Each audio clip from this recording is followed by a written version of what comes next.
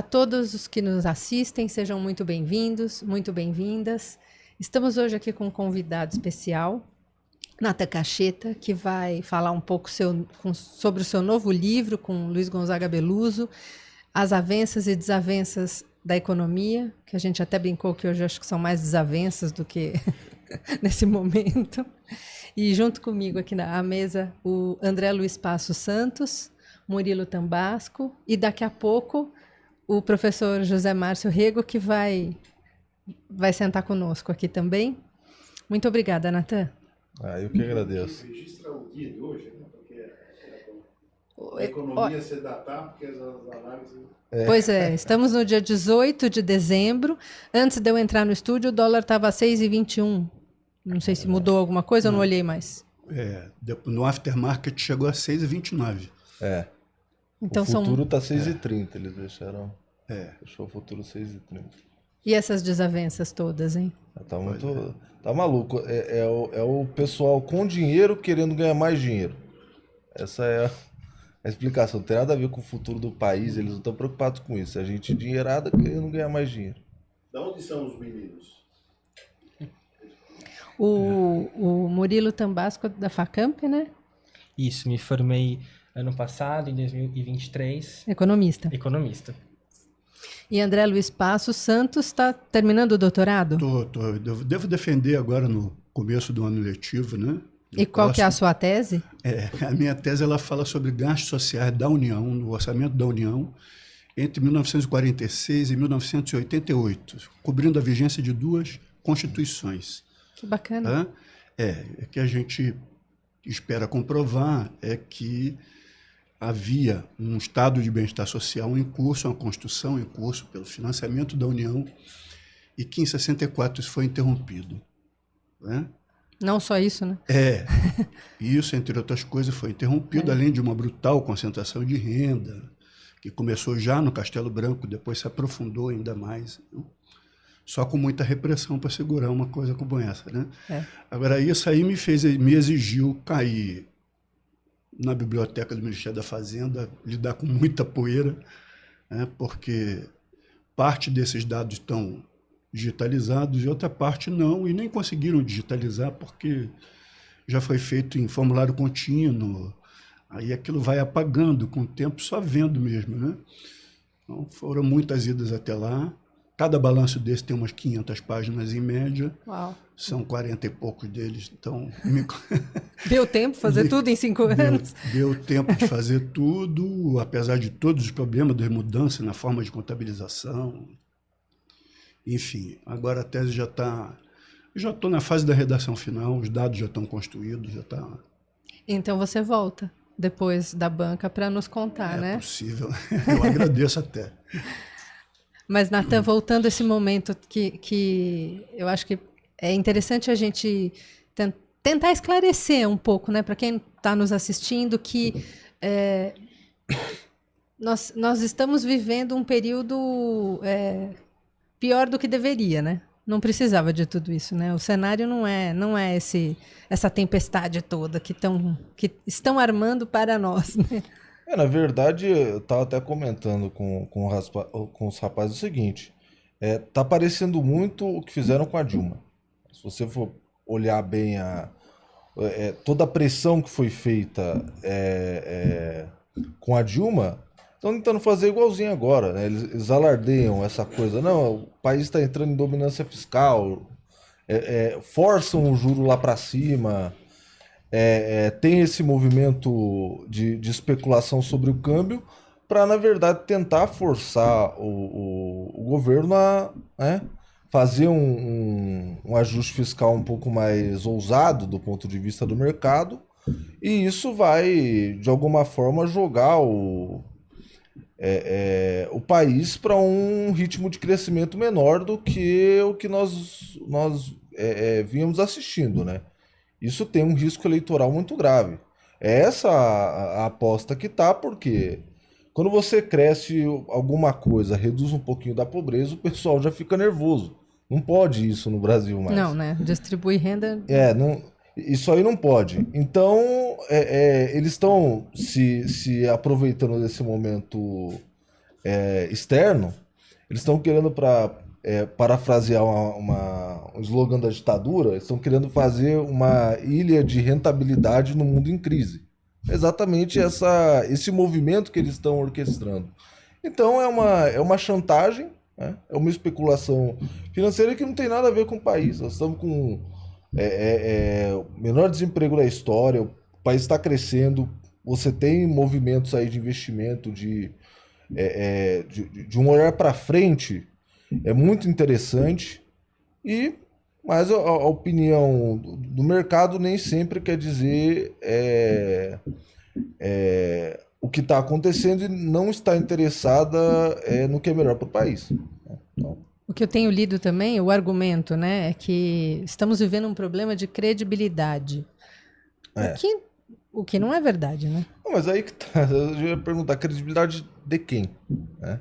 Nós vamos falar, não é, a credibilidade do Banco Central. Pois bem, ele vai lá e apenas referenda a opinião dos mercados a cada Copom. Né? Ó, credibilidade do governo em realizar a meta fiscal. Tá chegando quase lá. Né? Esse ajuste que eles fizeram não foi um susto grande, porque isso já estava no orçamento. Isso aí. Sem querer ser shakespeariano, é muito barulho por nada, né?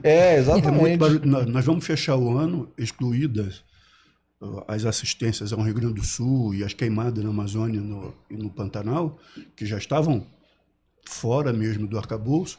Vamos fechar o ano com 0,25% do PIB de déficit. Eu nunca vi tanto ruído por causa de uma coisa tão pequena. Isso aí realmente é um esquema de chantagem.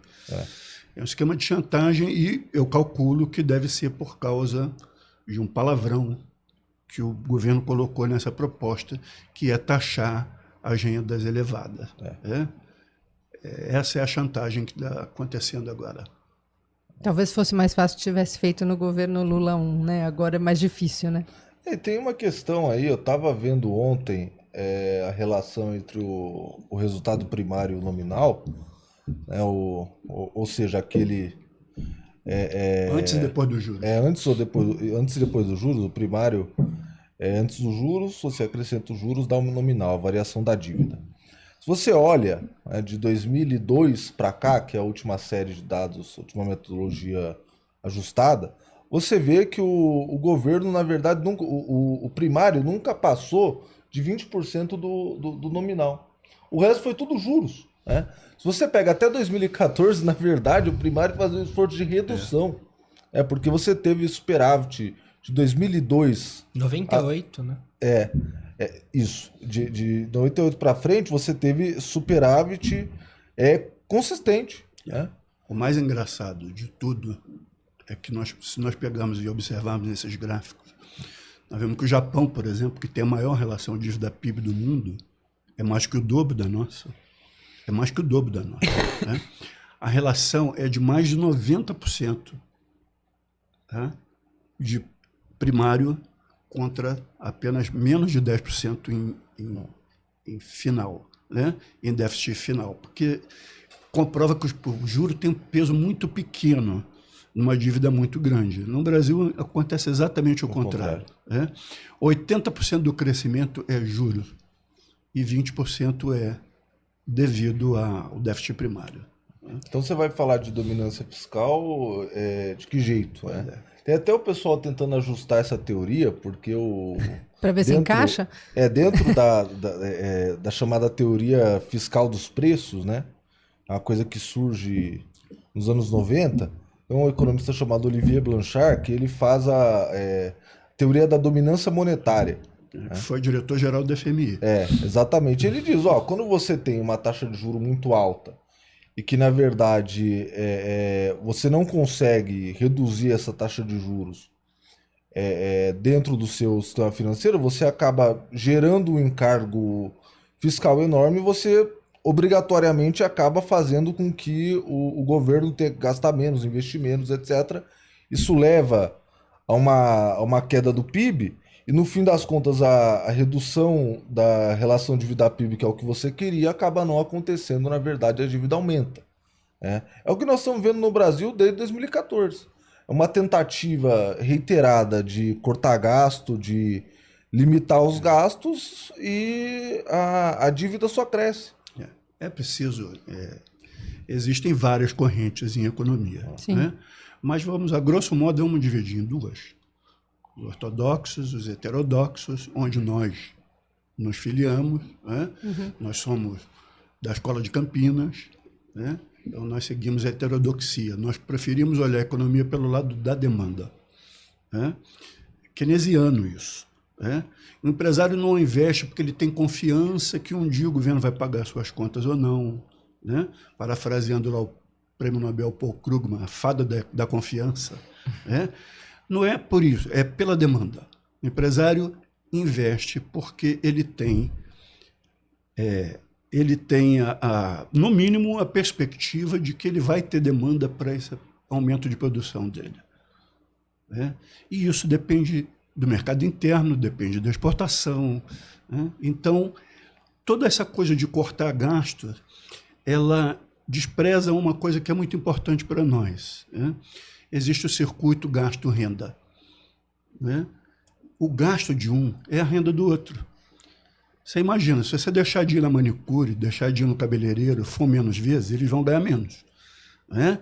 Se você for menos ao mercado, o mercado vai acabar demitindo gente, porque não precisa de toda aquela gente. Então, o que é bom para uma família, para uma empresa, né, não necessariamente é bom para o conjunto da sociedade, pelo contrário, né? Porque isso agrava, é cíclico, agrava a recessão. Se você corta gasto, você agrava o ciclo.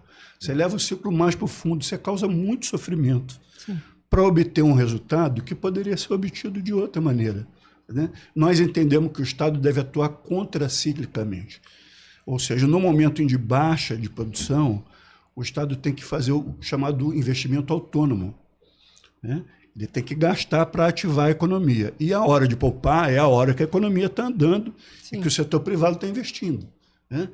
É assim que nós vemos, muito diferente, ao contrário do que eles veem, e a gente vive nesse debate, porque infelizmente não, né?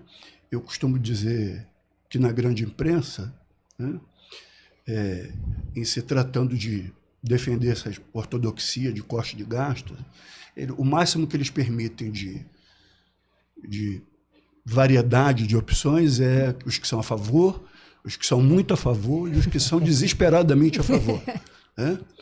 Não tem muito espaço para que nós possamos argumentar desse... Porque, é claro, infelizmente, o que nós defendemos, ele é contraintuitivo, né?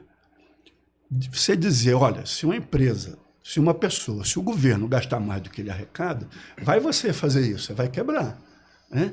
É fácil das pessoas entenderem isso, mas isso é falso. Só que conta pública não é que nem o orçamento da minha casa, né? Exatamente.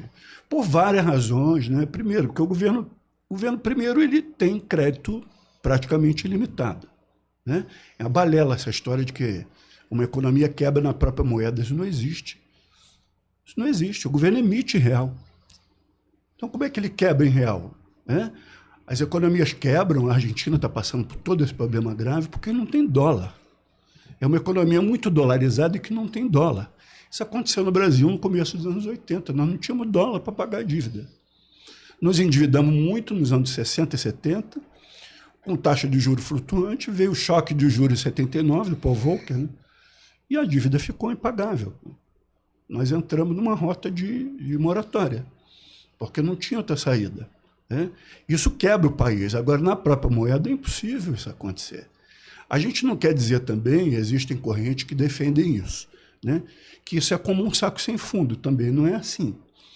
Também não é assim. Mas existe uma boa margem de manobra, né, para que nós consigamos obter um equilíbrio sem provocar tanto sofrimento nas pessoas. Agora, tem um ponto que aí diz respeito a 2026, né? Aí a população em geral, que nós aqui sabemos que a situação não é o que estão pintando, mas o que está acontecendo também, que está um pouco impactando na opinião pública, é que os alimentos estão mais caros. Né? Então, aí sim, claro, quem não estuda economia, né? A dona de casa, enfim. A conta do supermercado está pesada, né? Mas os fatores, aí eu queria que vocês contassem um pouquinho, né? E tem questões internacionais também aí, né? Tem questões climáticas. Isso. Em relação a hortaliças e frutas, o ciclo climático tem muito peso. Né? Tanto se você for acompanhar o preço dessas mercadorias ao longo dos anos, ao longo dos anos, você vai ver que no verão elas custam mais caro, né? Porque tem problema de ou muita chuva ou menos chuva, né?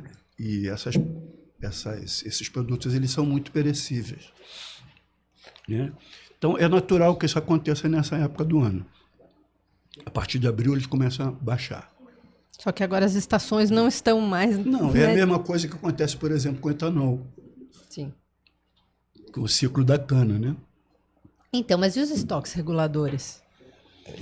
Pois é, mas o estoque regulador de hortaliça e de fruta Não, é complicado. do etanol. Do etanol, Açúcar sim. e etanol. Sim. Que é, aliás, um equilíbrio também difícil, porque também aí entra o mercado externo. Às vezes é mais vantajoso para o produtor produzir açúcar e vender, né? E aí a gente tem uma escassez de etanol interna. Então, esses equilíbrios dependem de muita coisa, né? Depende de muita coisa. Colocar tudo isso na conta da política fiscal do governo é uma irresponsabilidade e é falso.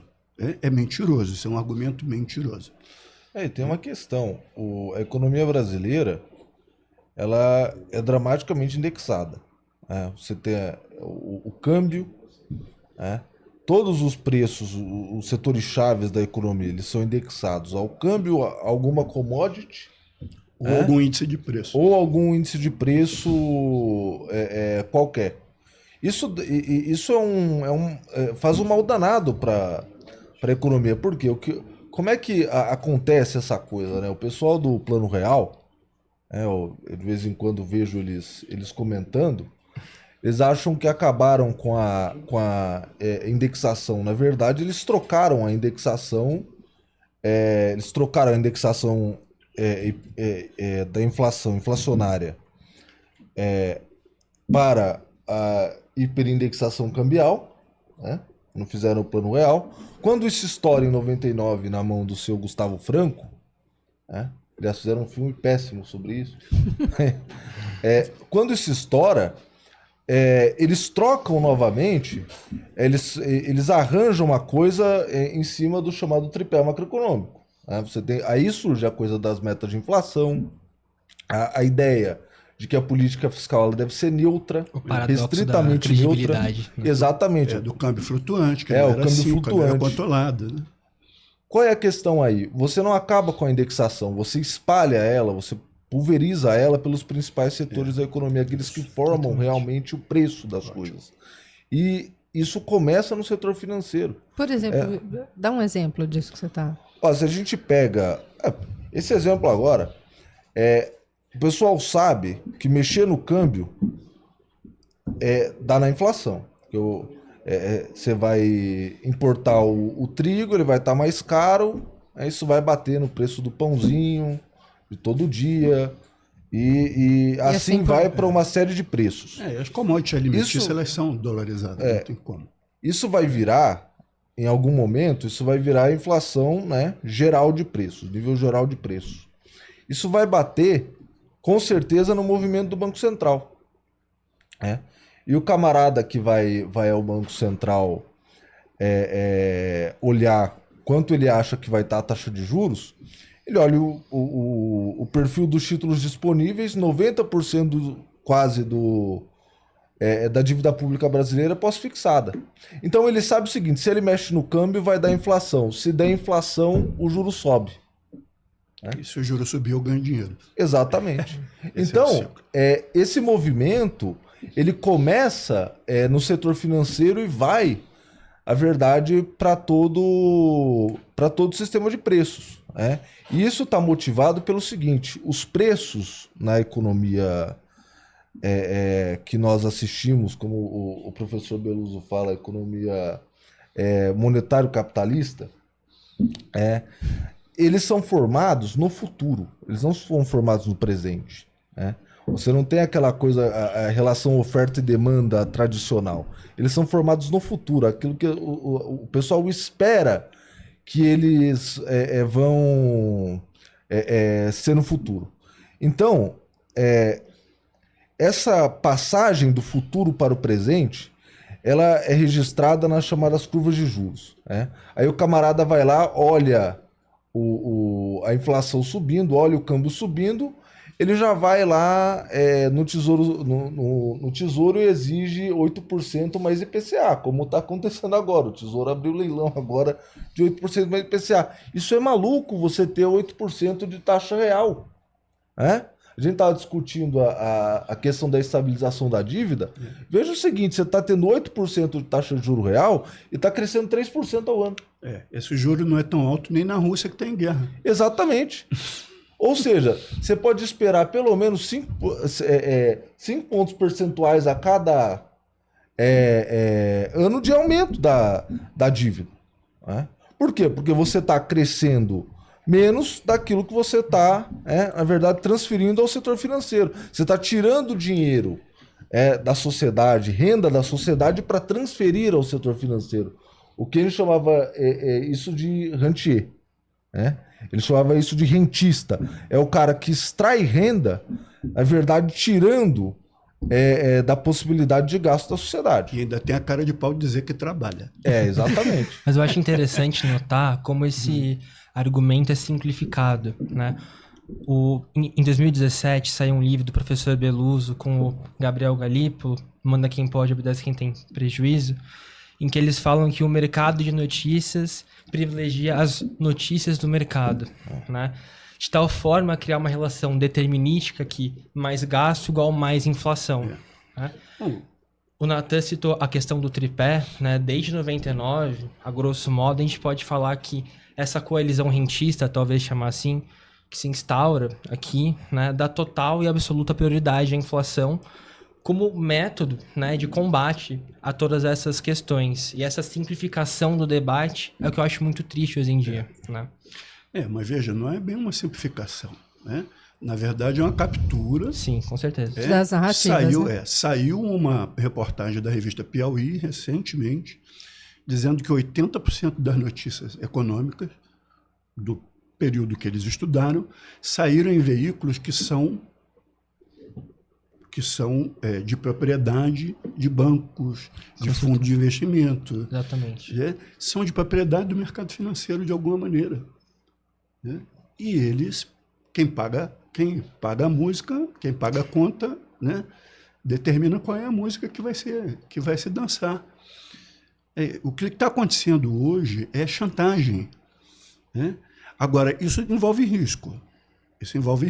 Porque se esticar a corda demais, a gente pode mesmo entrar num período de ciclo vicioso, né? Em que uma previsão alimenta a outra e as coisas vão piorando, uma levando a outra a piorar. E aí até o mercado financeiro vai perder dinheiro. Né? Não só o governo tem a perder com isso. A gente não pode esquecer que agora em janeiro o mercado financeiro perde o controle da autoridade monetária que eles têm agora. A verdade é que eles têm hoje o controle da autoridade monetária, eles têm a maioria da diretoria do Banco Central.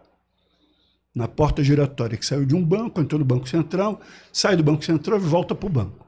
Né? Isso em janeiro vai mudar. Estão entrando pessoas de carreira, o Galípolo, né?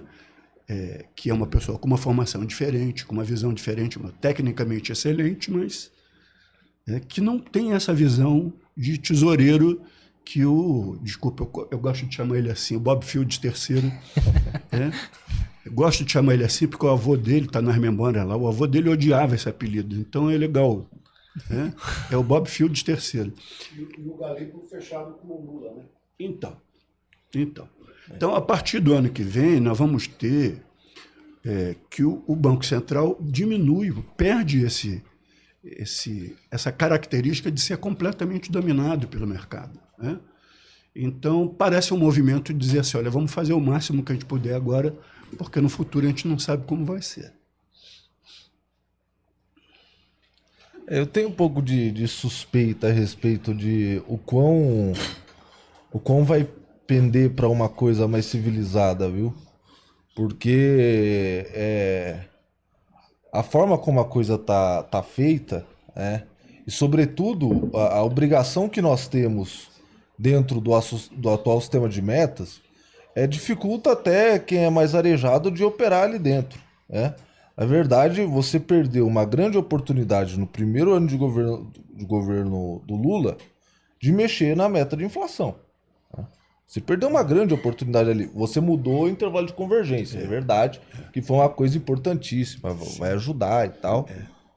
Entretanto, mudar os nomes ali, o Gabriel Galípolo vai entrar ali, é uma mudança de qualidade expressiva. Entretanto, qual é o poder efetivo para se modificar as coisas ali dentro? Né? Ele ser mais ou menos, digamos, afeito ao que o governo pretende para o país, é uma coisa boa, sem dúvida. Isso pode tornar uma redução de 0,25 em 0,5. Isso pode acontecer. Agora, mudar a tendência geral da coisa vai ser muito complicado, Sim. porque o sistema de metas obriga que o Banco Central referende as taxas de juros precificadas no mercado. Isso aí não tem. Mas pode, por exemplo, né, a nova diretoria resolver mudar o esquema de cálculo do juro, mudar o Boletim Focus. Isso sim. Porque o Boletim Focus hoje é o mercado financeiro que responde quanto... É assim, para resumir, para ficar bem simples, o Banco Central pergunta aos bancos quanto eles querem receber de juros. E em seguida ele paga. Entendeu? Isso é um absurdo total e completo. Por que não ouvir a indústria? Por que não ouvir o comércio? Por que não ouvir os sindicatos? Por que não? Por que não? A taxa de juros a taxa de juros é um preço que afeta a economia. Na verdade, esse era o modelo antigo do Conselho Monetário Nacional. Por que né? não? Eles mudaram isso. Por que não?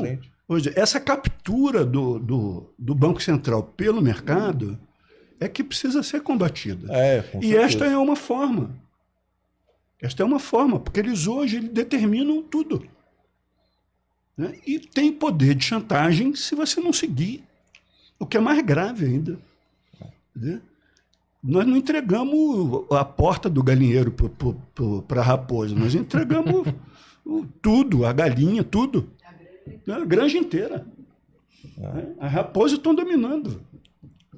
Isso, se não for revisto, não vão para lugar nenhum, nem com 11 galípolos lá. Isso é verdade. Agora, Essa menina aí. Oi, meu nome é Camila, eu sou internacionalista e sou estudante de economia pela Facamp. O professor Rego pediu para eu participar com algumas perguntas aqui, então eu vou dar andamento. Acho que a primeira pergunta que eu tenho a fazer para vocês é justamente sobre essa questão que a gente vive, assim, se vocês acham que tem alguma saída para isso, porque é uma situação muito difícil e que conflita com os interesses da sociedade, se você parar para pensar. Quer que eu comece? Olha, eu tendo a ser mais pessimista quando a gente fala de saídas de curto prazo. No seguinte sentido, não, coisas que podemos fazer nos próximos 2 anos, é difícil. Né?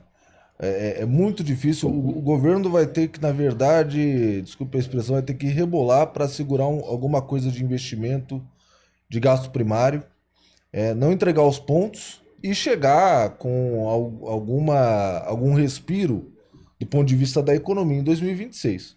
Aí, bom, foi para 2026, ganhou do candidato que eles mandarem lá do outro lado. Né? Próxima eleição, próximo governo, dá jeito? Não, não dá jeito. Pelo seguinte, o André sabe muito melhor do que eu sobre isso. Eles demoraram, nós demoramos, né? O país demorou 3, 4 gerações para montar um país minimamente decente. Né? Pega de 30 até 80. Né? Você tem esse corte na ditadura, mas do ponto de vista da economia a coisa ainda seguiu, né? Montaram a indústria. Está falando do tal. período desenvolvimentista. Né? O período 30, desenvolvimentista. Problema, de 80 até aqui foi só destruição, né? Foi só regressão. Então você leva mais 3, 4 gerações para desmontar o país, para regredir a posição primária exportadora. E sistemicamente, né? Que a gente tem uma regressão. Mas deixa eu te Sistemicamente. dar um dado interessante. Né? No começo dos anos 80, a indústria no Brasil era o dobro da indústria chinesa. Hoje não dá para comparar. Eles vieram até aqui. Veio uma missão chinesa até o Brasil para saber como nós fizemos para nos industrializar. De lá para cá nós destruímos a nossa indústria e eles decuplicaram a deles. Se eu não me engano, perto dessa data também, a Coreia do Sul, a China e o Brasil Isso. compartilhavam de 1% Isso. cada um. Isso, né? Coreia do Sul um pouquinho depois, né? Um pouquinho depois da China. Mas hoje você vê a China mais de 2 trilhões em exportações, mais de 10% do comércio mundial. A Coreia também, se não me engano, 3% dá esse salto, e o Brasil continua com os mesmos 1%. O Brasil continua, por quê? Quando você para no tempo, né, e você vai regredindo durante algum tempo, por exemplo, anos Lula-Dilma, você deu uma estancada nesse processo, mas parou. Os outros continuaram avançando. Então, na verdade, você vai levar 2, 3, 4 gerações para recuperar um país decente. Pelo seguinte, quando nós falamos recuperar o país, não está falando só de economia. Você tem que prestar atenção nisso. Se você pega de 30 até 64, o Brasil estava se tornando uma sociedade civilizada realmente. A cultura, o futebol, o Estado já começava com um olhar social muito importante. O JK estava preparando quase como uma Constituição de 88, antes dele ser impedido pelo golpe de 64 de concorrer à eleição. Ele ia concorrer em 65. Isso. Sempre confundo com 66. O problema é esse. Então você, na verdade, interrompe ali um processo, na verdade, de tornar o Brasil aquilo que os melhores pensaram, né? O Darcy Ribeiro... Você não pensou errado, na verdade, porque a eleição seria em 65, para posse, naquela época, pela Constituição de 46, a posse se dava em 15 de janeiro. Então, ia ser 15 de janeiro de 66, a posse do novo presidente. E lógico, isso foi interrompido. Várias coisas foram interrompidas, não só o estado de bem-estar social que eu estou estudando, pelo golpe de 64. Né? Agora, por que a gente defende tanto essa questão da industrialização? Né? Porque nós não queremos ser um fazendão de produzir soja, de vender, desenterrar ferro, de arrancar petróleo do fundo do mar ou da terra e mandar embora. Petróleo cru. Pois é, se a gente for, eu sou um estudante de história econômica, se a gente for lá atrás, no século XVII, os países mais ricos das Américas eram Haiti e Cuba. Grandes fazendões de cana. Né? Vamos ver como é que eles estão hoje. Né? Cuba está bem, tem uma outra realidade, né? Social e política, mas o Haiti é um dos países mais pobres das Américas. Né? Esgotaram aquela terra, arrancaram tudo e mandaram para fora. Né? Me corrijam se eu estiver errado. Desculpa te cortar, André, pode continuar. Fala. Não, eu ia falar essa questão da montagem, né, dessa mudança estrutural na sociedade brasileira. Um período que eu acho extremamente interessante é ali de 50 a 53, 54, com o Getúlio. Né? Porque o que ele pensava, na verdade, era de você voltar para reconfigurar, construir novamente aquele legado de ineficiências que as oligarquias cafeiras deixaram no país. Mas foi muito difícil, porque no governo eleito, Getúlio, diz assim, para mim, Vargas é a figura mais importante da história política do Brasil. Né? Isso é incontestável, na minha opinião, até pela longevidade. Né? Com certeza. Então, nós temos 4 governos Vargas, né? Um até 34, o governo provisório. Depois de 34 a 37, um governo democrático. Ele foi eleito pela Assembleia Constituinte de 34 para ser presidente. Em 37 veio o golpe de Estado Novo, aí o Getúlio ditador, até 45. né? E o Getúlio num governo eleito, quando ele volta, como se dizia na época, nos braços do povo, né? E governa de 51 até o suicídio em 54. Mas eu digo ali, né? Em 51 ele faz Pois um é, mas aí plano- o problema é que aí ele já não tinha maioria no Congresso, né? E a UDN era... E a opinião dos americanos havia mudado a respeito dele. Certamente. Né? E até assim, ó, o Getúlio até 45 se beneficiou muito da economia de guerra. Sim. Né? Quando o Getúlio volta em 51, não tinha mais... Pelo A contrário, CSN, inclusive. toda a atenção dos capitais americanos estava voltada para a reconstrução da Europa e do Japão, com medo do avanço da União Soviética por lá. Né? Fora que veio a Guerra da Coreia. Então o Brasil foi escanteado. E nós sempre dependemos de toda a crise brasileira até o primeiro governo Lula. Toda a crise brasileira foi uma crise externa. É verdade. Foi uma crise de capital, uma crise de falta de dólar. Sim. Né? E isso, num processo de industrialização vigoroso que a gente vinha vivendo naquela época, exigia importação de máquinas, de implementos, exigia quantas sacas de café você precisa vender para comprar uma máquina. Exatamente. Né? Era muito difícil, a gente não conseguia fazer isso em crédito externo. Né? E os americanos, por um lado, nos abandonaram e, por outro lado, nos chantagearam. Né? Isso fica muito claro no governo Jango, por exemplo. O Jango foi derrubado por isso. Eles fecharam a torneira e davam dólar a conta-gota só para o país não entrar em default mesmo. Né? Se você for ver os documentários da época, tem um que é excelente, que tem gravações, né, dos gabinetes dos presidentes da República, primeiro do Kennedy, depois do Johnson. Né? Tem que tirar esse cara, tem que tirar esse cara. Era assim. Ele não tinha a menor chance. Fora aquele problema, aquela situação complexa, conturbada politicamente, que já tinha começado com o Vargas. O suicídio dele, na verdade, interrompeu aquele processo. Né? Interrompeu aquele processo, que ele voltou com toda a força em 64. E é interessante que o único governador que vai no enterro dele é o Juscelino, né, do Vargas. Mas o que eu ia dizer nesse período, em 51 ele faz um plano de eletrificação nacional, que deságua na Eletrobras depois. Sim. 52 o BNDE, né, que depois em 70... Sim, mas para você ter uma ideia, deságua na proposta da Eletrobras. Porque a Eletrobras só foi aprovada pelo Congresso em 63, no governo Jango. Sim, Isso, inclusive, está na carta testamento dele. Quer dizer, a Eletrobras foi obstaculada até o desespero. Eu me lembro das palavras. Né? Sabe que eu queria até chamar os nossos espectadores? A gente fez uma entrevista, e a segunda vai ao ar agora, acho que é sexta-feira, dia 20, né, de dezembro, com o Pedro Dutra, que é o biógrafo do Santiago Dantas. E ele menciona muito esse período histórico. Pedro César Dutra Fonseca. Não. É Pedro Dutra, mas não é o Pedro César. Então, não, o Pedro Dutra, então, é o do Sul, o gaúcho. Pedro Não, César Pedro- Dutra Fonseca é que Pedro tem a Fonseca tese é gaúcho. É gaúcho e tem a tese de doutorado dele analisando Getúlio. Sim. Que Mas é é outro uma das Pedro. maiores autoridades em Getúlio. Desculpa, pensei que era do Pedro Fonseca que você Não, estava falando. não, é outro. Mas é Pedro Dutra também, mas é o biógrafo Do Santiago Dantas. Santiago Dantas. Mas foi só para chamar a atenção, porque né, quem tiver interesse também quiser Santiago- pegar um pouco mais de Santiago Dantas, informação. que foi ministro da Fazenda do Jango. Né? É.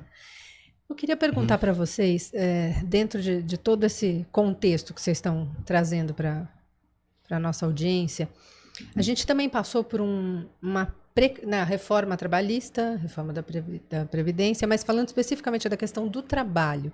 Tem uma forte precarização do trabalho depois dessa reforma, quando você permite a terceirização, né, da atividade fim daquela empresa. Então, hoje, quando você olha lá na ponta da cadeia, a gente está deflagrando aí uma série de ações e operações por conta de trabalho análogo ao escravo e trabalho infantil no Brasil, né? Então, você estava falando, né, do desmonte. Então, assim, é um desmonte de todos os lados, né? Mas isso é um fenômeno mundial, né? Que tem a ver com o domínio do liberalismo de novo, a partir dos anos 80, final dos anos 70, começa na Inglaterra com a Thatcher. Né? depois entra pelo Reagan, quer dizer, o liberalismo foi essa coisa da filosofia do trickle-down economics. Né? Deixa dinheiro na mão dos ricos, que isso vai beneficiar todo mundo, por gotejamento. Vai transbordar. Nós estamos esperando esse transbordamento até agora. Parece que a caixa d'água deles não tem limite. Né? Então, esse processo de barateamento do trabalho, para que a gente possa caber nas cadeias globais de valor, isso é um processo que vem de longe e que vem no mundo inteiro. Né? Se você for ver o Rust Belt nos Estados Unidos, aquela região próxima dos Grandes Lagos, onde se produzia automóvel, Detroit hoje é uma ruína. Os empregos de qualidade foram embora. Né? Nessa filosofia das cadeias globais de valor. Então, para competir, nós que estamos na periferia, qual era a ideologia? Nós temos que baratear o trabalho. Né? O México já fazia isso, lá com as maquilas. Né? As indústrias americanas mandavam só a montagem do produto para o México, porque lá a mão de obra era barata. E depois tinha vantagem na exportação. Nós fizemos isso aqui na gestão do Delfim, no governo Costa e Silva. Né? Que, aliás, acabei de escrever sobre isso. Né? Nós demos incentivo fiscal à vontade, foi uma verdadeira doação de dinheiro público. Né? E cadê a contrapartida social disso? Não veio. Não veio. É a mesma coisa que outra chantagem que tem agora, que os lobbies fazem, né? Com o PERSE, com as desonerações. Tem coisa que não tem o menor sentido estar ali. Não tem o menor sentido estar desonerado. Por quê? Porque ser incentivado por quê? Né? Essas coisas levaram toda a precarização do mercado de trabalho no mundo. Né? Tá.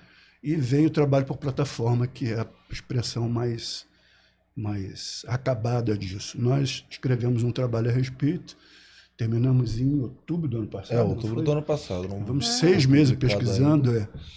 A questão da uberização? Foi um trabalho encomendado pelo iFood, né? Para se preparar para regulamentação, uma possível regulamentação. Uma reforma que viria. Exatamente. Esse trabalho pertence a eles, né? Ele foi contratado, então. Entendi. E é interessante que quando você olha, a gente tem a oportunidade de ir da Revolução Industrial até a pandemia. Foi. 6 meses de trabalho. Para discutir a questão do trabalho. Quando você olha, qual que é digamos, a tendência estrutural do trabalho no regime do capital, como falava o velho. O barbudo? O velho barbudo. Carlos Henrique. Qual que é a tendência disso? A tendência é que se torne uma base miserável de valorização do capital. É o seguinte, a partir do momento que você vai avançando a tecnologia e, na verdade, incorporando o conhecimento humano na forma de produzir, você vai dependendo menos dos braços e mais da cabeça do cara. Isso aí faz com que o seguinte, ele passe a trabalhar mais para ganhar menos. Né?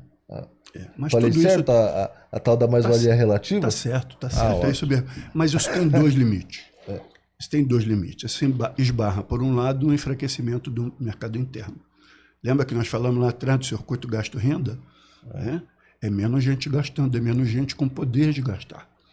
Né? Então, isso nos condena no que alguns chamam de armadilha de baixo crescimento. Né? É o voo de galinha? É o voo de galinha. E a outra coisa é uma história antiga. Bom, eu estudei economia lá no final dos anos 80, né? Já foi uma segunda graduação. A minha graduação coincidiu exatamente com o governo Sarney. Para vocês terem uma ideia, olha, foi divertido. A primeira graduação foi em que área? Oi? A primeira graduação. Foi engenharia química. E ainda bem que... Bom, isso ficou para trás, isso faz parte do meu passado. E a graduação foi na Unicamp também? Não, a graduação foi no Rio de Janeiro, eu sou carioca, né? Estou há 20 e poucos anos não aqui. Percebemos. Não dá nem para notar, né? Carioca e botafoguense, aliás. Os parabéns estão em ordem para mim. Né? Então, se contava naquela história uma brincadeira, uma história de brincadeira naquela época que dizia o seguinte, que um inglês tinha um cavalo que ele queria treinar para viver sem comer, né? E ele levou aquele projeto a sério, insistiu e tal. Quando ele estava quase conseguindo, o cavalo morreu. Olha só. Pois é, né? Uma pena aí ter que começar de novo. Pois é, existe um limite porque você pode comprimir a condição de vida das pessoas, né? Porque chega um ponto em que trabalhar e não trabalhar não faz muita diferença. As respostas a isso vão ou para flexibilização do trabalho, que o André falou, que vem dos anos 80 para cá, é o contrato 0 hora, part-time Trabalho e essas intermitente, formas. trabalho intermitente é um horror. E aí vem essa coisa da horror. uberização e acaba com tudo. E a proposta, digamos, a esquerda para resolver essa questão, dessa tendência estrutural do trabalho, na verdade, a ser desvalorizado, a ser desqualificado, é a redução do tempo de trabalho, que é o que está agora sendo discutido.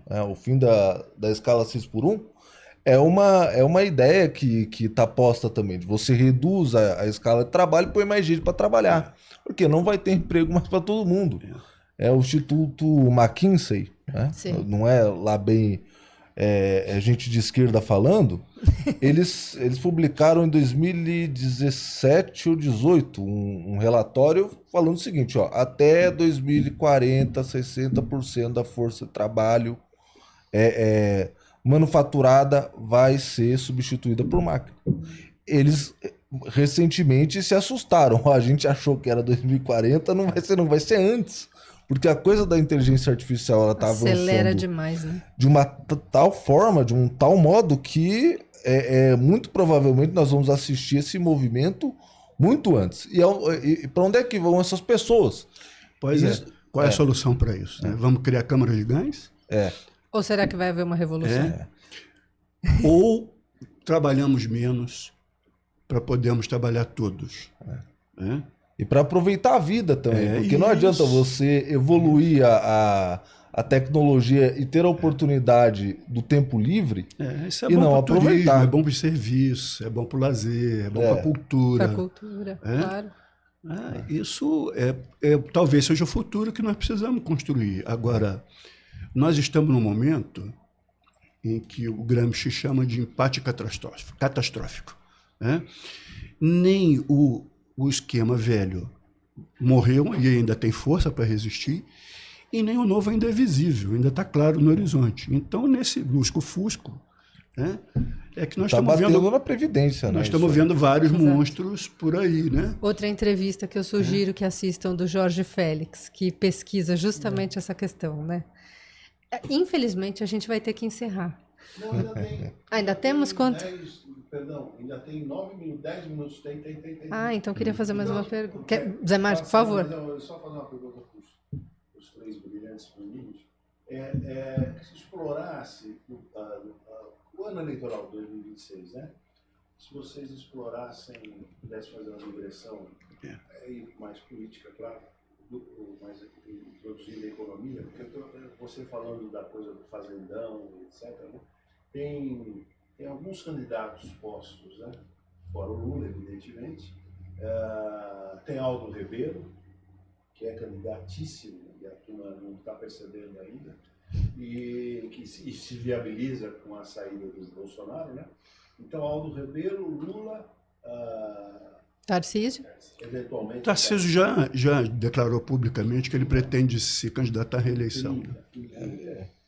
Caiado, quem mais teria, André? Não é visível ainda, né? Inclusive, talvez nem o Lula. A gente não tem certeza. Aí seria verdade, né? Pois é, o Lula terá 81 anos na eleição. Não sabemos se o Ciro... Pode ter o efeito Biden. Não sabemos se o Ciro resolve voltar. E aqui para nós ele já deu a sua contribuição. Merece descansar, né? E merece aproveitar a vida, os netos, a esposa, né? Bom, mas o problema é que talvez não haja alternativa que não seja o Lula. Né? Depois do 8 de janeiro a gente... Ou Lula, Haddad, Aldo Rebelo e falamos Caiado? Caiado. Tem o Eduardo Leite, né, que tem pretensões, tem o Zema, que tem pretensões também. né? Mas eles são, assim, expressões regionais, né? Sim. É? Não tem força. Né? O problema hoje é o seguinte, a direita, a meu ver, ela tem muita expressão social, mas com a perda do Bolsonaro, eles não têm expressão política nesse momento. Eles estão dispersos, né? O que favorece uma candidatura mais à esquerda. Mas isso isso está acontecendo agora. 2 anos em política... Acontece muita coisa. É. 2 anos em política... Por exemplo, o Aldo não tem uma restrição fundamental. O Lula gosta um pouco dele. O maluco do Bolsonaro gosta dele. O Zé Dirceu gosta dele. O Ciro, que está fora do páreo, percebe? Sim, ele tem bom trânsito, inclusive. É um cara que veio do PCdoB. Veio do PCdoB, pois é. Mas, o Congresso, entendeu? mas ele, por outro lado, tem muito pouca expressão eleitoral. Popular, né? É um problema isso, é um quebra-cabeça que vai se ajeitar de alguma maneira. A gente ainda está cedo para dizer. Eu não arriscaria. É assim, eu costumo brincar com os meus colegas dizendo o seguinte: eu estudo história econômica porque eu acho muito confortável fazer previsão sobre o passado. Sim. Ninguém me cobra depois, você errou. Mesmo assim, o passado, de vez em quando... Às vezes muda. Pega umas peças. Às vezes muda, às vezes muda. Tem A única previsão que nós podemos fazer com um razoável grau de probabilidade é o seguinte: se o governo cair nessa chantagem do mercado, ele vai chegar... Vai perder força. Vai chegar ou o Lula, ou indicado pelo Lula, vai chegar com um desgaste. Um desgaste em 2026. E o outro lado, a questão toda Bolsonaro está inelegível e vai ficar inelegível se Deus quiser. Mas eu acredito no poder do impulso fiscal. O governo não vai naufragar. Olha, eu me arriscando aqui a fazer uma previsão. Olha lá. Enfim, o quadro ele ainda é muito incerto. Ainda muitas pedras vão se mover ainda. Por isso que é interessante ouvir o Zé agora. Esses processos que estão acontecendo agora no Supremo ainda vão arrancar muito sangue. Né? A coisa é muito grave. Veja, os sujeitos colocaram na rua, né, uma equipe para matar o presidente da República eleito, o vice-presidente da República eleito e o presidente do Superior Tribunal Eleitoral, que também é ministro do Supremo Tribunal Federal. É gravíssimo. É gravíssimo. Tem generais envolvidos, oficiais superiores. E com dinheiro numa caixa de vinho que, segundo o Cid, veio do agro. Veio do agro, olha só. Que empresários são esses? Que empresários são esses? Vai aparecer ainda. Né? Assim como os oficiais subalternos e intermediários, até capitão, que não tem ninguém ainda nesse caso. Né? Os praças, os sargentos, não tem ninguém ainda, mas tem. Com certeza. Faziam parte. Claro. Né? Tem a ordem, tem a cadeia de comando, né? Mesmo com uma culpabilidade menor, eles vão ser atingidos. Ainda tem muita coisa, né, oculta que a gente não sabe, a gente pressupõe, mas a gente ainda não sabe. Depois, qual vai ser o fôlego? O que é que o Gonê vai tratar disso? O Gonê é um conservador católico. Né? Até que ponto? Como é que vai ser o comportamento do Gonê diante desse processo? Ele é o dono... É bom para explicar que é o Procurador-Geral. Sim, o Procurador-Geral da República é o dono do processo. É ele que faz andar ou não. Exatamente. O juiz ele é reativo. O juiz tem que ser provocado para decidir. Tem que entrar com o processo para o juiz julgar. Isso, se não for acusado, não tem processo. Se for mal acusado, o processo vai naufragar. Né? Então ainda tem muita incerteza. Como bem demonstrou o infalível Sérgio Moro. Se for mal processado, depois o pessoal vai anular. É o primeiro caso na história que alguém é condenado por corrupção passiva por atos indeterminados. Exatamente. Quer dizer, eu não sei o que você fez, mas o que você fez, você fez. Que é isso? E quem deu e quem concedeu esse suposto poder ilimitado ao tal STF foi a Lava Jato. A Lava Jato abriu esse filão do seguinte: o judiciário vai moralizar o Brasil. A questão toda, que eu acho que 2026, eu acho que... Bom, eu termino minha consideração nesse ponto, é o seguinte: o problema não está em 2026 ou daqui 2 anos, simplesmente. O problema tá o seguinte, depois do Lula, onde é que vem? Né? Quem vem depois do Lula pelo seguinte, isso não é uma questão para uma eleição ou para as esquerdas simplesmente. É um problema do Brasil. Porque ele é o último grande líder de fôlego que viu, por exemplo, que lutou contra a ditadura, que viu a industrialização, etc. Essa turma já está se aposentando, já está indo embora. E nós não estamos conseguindo formar líderes capazes de levar o processo à frente. Mas eu não fazendo propaganda aqui, só dando essa notícia, né? Aldo Ribeiro é candidato a 2026. Já é dessa geração, né, que tá... Né? Agora, o pessoal mais novo, dentro da esquerda, tá uma tristeza. O pessoal acha que só tem gente mal equipada intelectualmente na direita, tem na esquerda também, aos montes. Agora, se o Tribunal Superior Eleitoral não tomar atitude, quem vai dar muito trabalho para nós, o processo é o Pablo Marçal. O coach. O coach, Isso é um problema. Já demonstrou o poder de fogo que tem. Quer dizer, tudo está muito incerto ainda. Sim. Né? Bom, queria agradecer então a presença dessa turma aqui. Chamá-los para janeiro, novamente. Sim, Ótimo, por favor.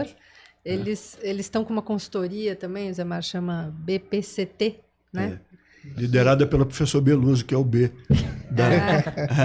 Nosso Professor Beluso, economista-chefe. que é o nosso economista-chefe. Né? E é verde não por acaso.